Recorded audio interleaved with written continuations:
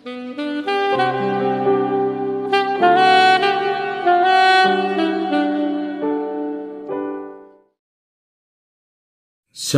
puji Tuhan, kita berjumpa lagi dalam Renungan Harian edisi 31 Mei yang merupakan penghujung di bulan Mei.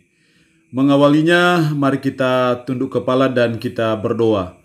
Segala puji dan syukur kami naikkan kepadamu ya Tuhan, karena segala berkat, kebaikan, pertolongan Tuhan yang Tuhan senantiasa nyatakan dalam hidup kami sehingga kami masih ada sebagaimana kami ada. Kami mau membaca dan merenungkan sebagian dari firman-Mu. Roh-Mu yang kudus, tolonglah kami, urapilah kami, dan berkatilah kami dengan kebenaran firman-Mu di hari ini. Berfirmanlah ya Tuhan, karena kami sudah bersedia untuk mendengarkannya. Dalam nama Tuhan Yesus Kristus kami berdoa. Amin. Nats firman Allah yang menjadi perenungan kita bersama di hari ini, saya ambil dari 2 Korintus pasalnya yang keempat, ayat 16 sampai dengan ayatnya yang ke-18. 2 Korintus pasal 4, ayat 16 sampai dengan ayatnya yang ke-18. Demikian sabda firman-Nya. Sebab itu kami tidak tawar hati, tetapi meskipun manusia lahiriah kami semakin merosot, namun manusia batinia kami dibaharui dari sehari ke sehari.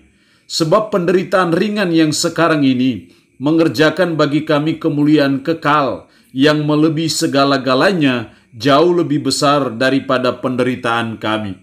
Sebab kami tidak memperhatikan yang kelihatan, melainkan yang tak kelihatan, karena yang kelihatan adalah sementara, sedangkan yang tak kelihatan adalah kekal.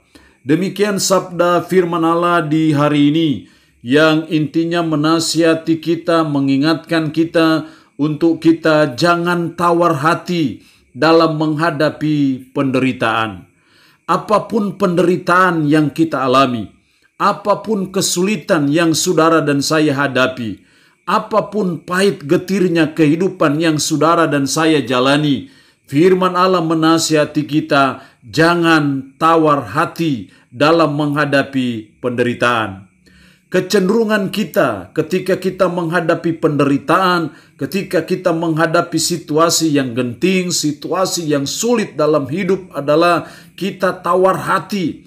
Kita tidak ada semangat dalam menjalani hidup. Kita putus asa, kita kecewa, dan kita frustasi dalam menjalani hidup. Tapi itu bukan cara yang baik yang diajarkan firman Allah bagi kita. Tapi sebaliknya firman Allah mengajar kita, menasihati kita, jangan tawar hati menghadapi penderitaan. Jelas sekali dalam ayatnya yang ke-16 Paulus berkata, sebab itu kami tidak tawar hati. Tetapi meskipun manusia lahiriah kami semakin merosot, namun manusia batinia kami dibaharui dari sehari ke sehari. Kami tidak tawar hati. Betapapun penderitaan, betapapun kesulitan, betapapun tantangan hidup yang dialami oleh Paulus, tapi dia berkata, kami tidak tawar hati. Demikian juga hendaknya kita sebagai umat, sebagai orang percaya, untuk kita belajar berdasarkan firman Allah di hari ini supaya kita tidak tawar hati.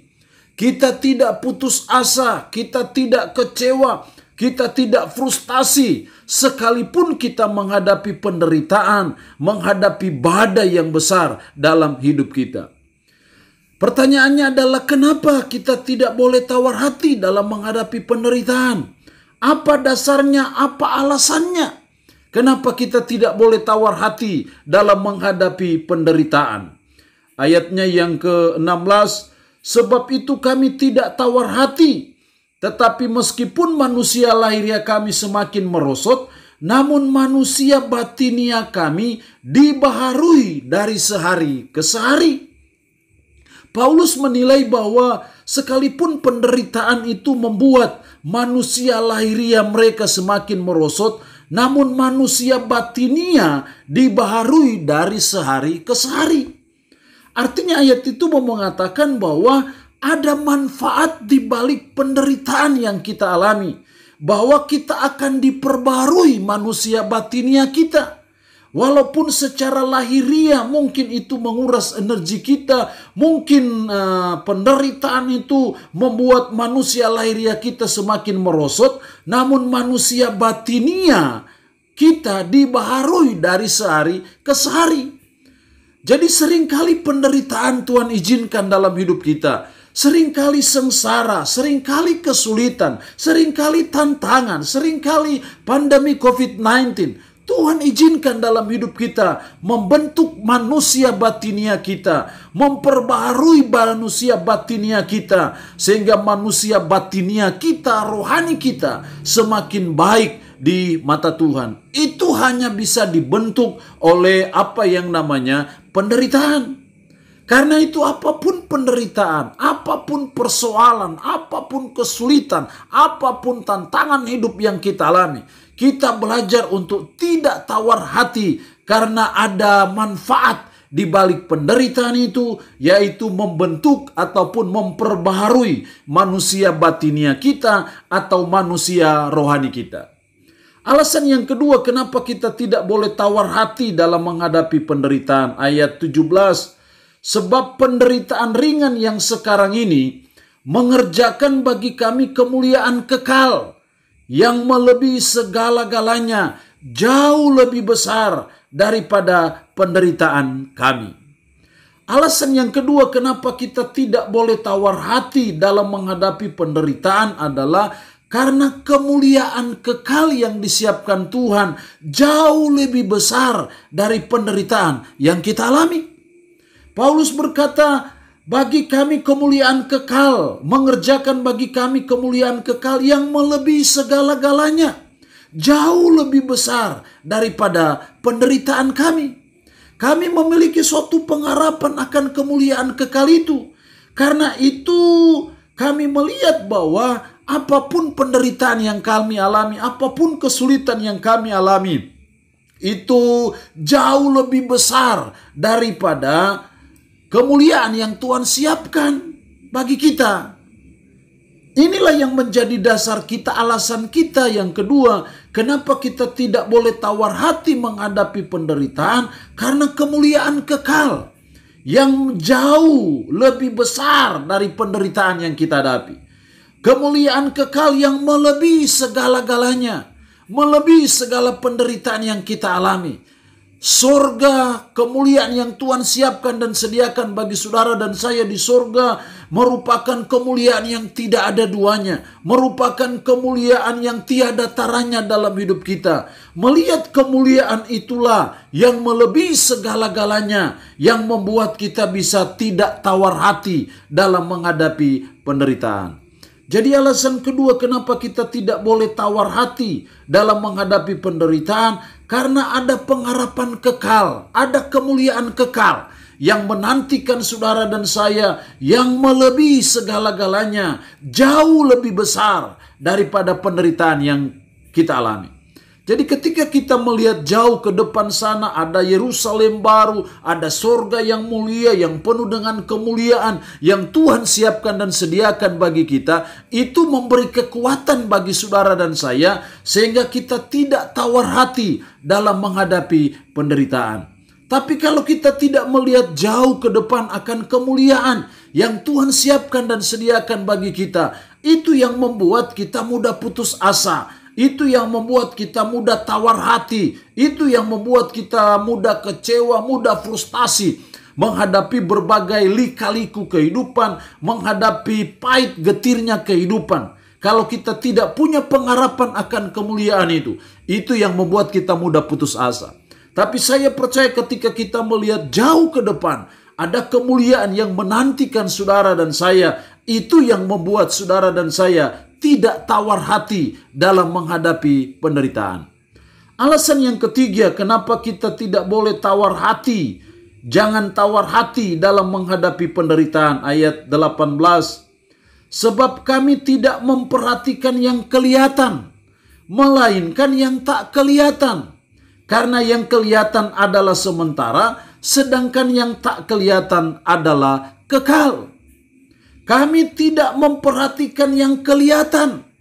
Kenapa? Karena yang kelihatan itu sementara. Yang kami pikirkan adalah yang tak kelihatan. Karena yang tak kelihatan adalah kekal. Ini alasan yang ketiga kenapa kita tidak boleh tawar hati dalam menghadapi penderitaan. Karena penderitaan itu sementara. Betapapun beratnya penderitaan itu bersifat sementara karena itu sesuatu yang kelihatan.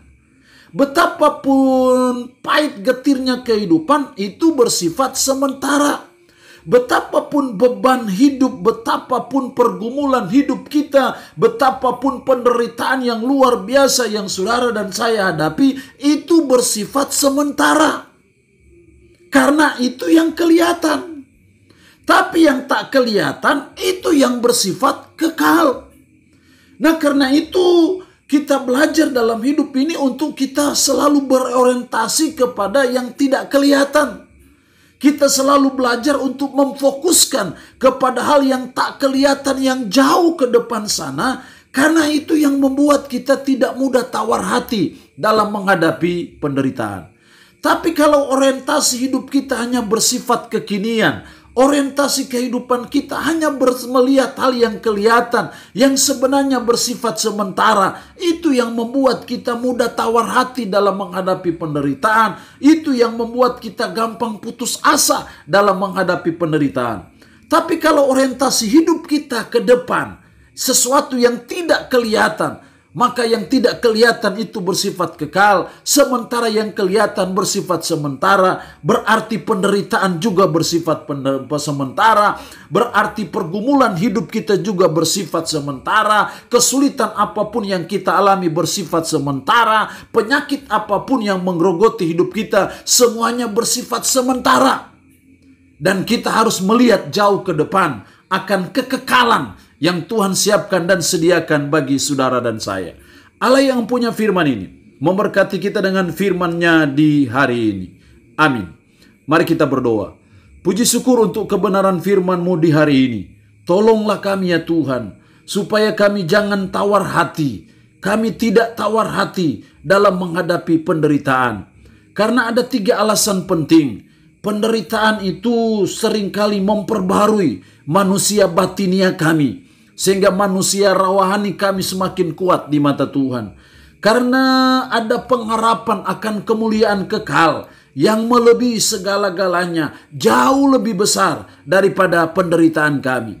Karena penderitaan yang kami alami itu sesuatu yang bersifat sementara, karena itu sesuatu yang kelihatan. Tetapi yang tak kelihatan itu yang bersifat kekal. Itu yang harus kami fokuskan, itu yang kami pusatkan dalam hidup untuk melihat sesuatu yang kekal. Roh-Mu yang kudus menanamkan firman ini dalam hati dan pikiran kami, menyanggupkan kami untuk bisa memperlakukannya dalam hidup kami sehari-hari. Hamba mohon berkat-Mu bagi umat-Mu yang boleh mendengarkan renungan harian di hari ini. Berkat jasmani, berkat kekuatan, berkat umur panjang, berkat kesehatan Tuhan beri. Umat-Mu yang saat ini bergumul karena sakit, hamba berdoa dalam nama Yesus. Tuhan lawat, Tuhan jamah, Tuhan berikan kesembuhan kepada mereka. Terpuji-pujilah nama-Mu Tuhan. Dalam nama Tuhan Yesus Kristus kami berdoa. Amin. Shalom. Sampai berjumpa lagi dalam renungan harian edisi berikutnya.